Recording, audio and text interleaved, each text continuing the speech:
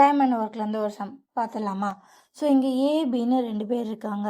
So இதில் ஏ ஒரு வேலையை 25 டேஸில் செய்வார், பி அதே வேலையை 50 நாளில் செய்வார். அவங்க 2 பேரும் சேர்ந்து ஒரு வேலையை செய்ய ஆரம்பிச்சிட்டாங்க.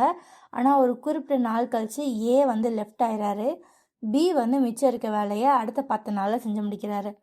கொஸ்டின் என்னென்னா, ஏ வேலை ஆரம்பித்து எத்தனை நாள்லேருந்து லீவ் ஆனார்? ஸோ இதுக்கு அர்த்தம் என்னென்னா, ஏ எத்தனை நாள் ஒர்க் பண்ணியிருக்காரு, ஆர்எல்ஸ் ஏயும் பியும் சேர்ந்து எத்தனை நாள் ஒர்க் பண்ணியிருக்காங்கன்றதான் பார்த்துலாமா? ஸோ ஃபஸ்ட்டு இதை வந்து எஃபிஷியன்சியில் எழுதிக்கலாம். ஸோ 1/25, இது 1/50.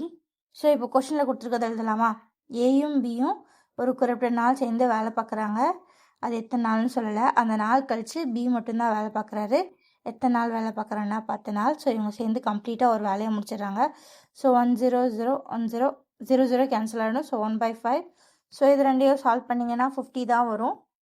ஸோ நியூமரேட்டர் 2ஆல் மல்டிப்ளை பண்ணிங்கன்னா 2 + 1 3x ஓகேவா ஈக்குவல் டு 1. ஸோ இந்த 1/5 வந்து இந்த பக்கம் கொண்டு போனோன்னா 3x / 50 = 1 - 1/5.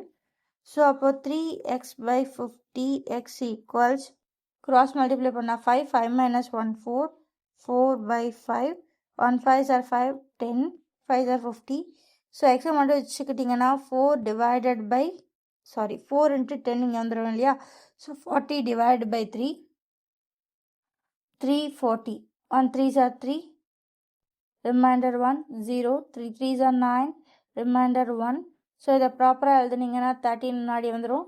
நியூமரேட்டரில் ரிமைண்டர், டினாமினேட்டரில் டிவைசர். ஸோ 13 1/3 டேஸ் அவர் வேலை பார்த்துருப்பாரு. ஆப்ஷன் சி அவ்வளோதான்.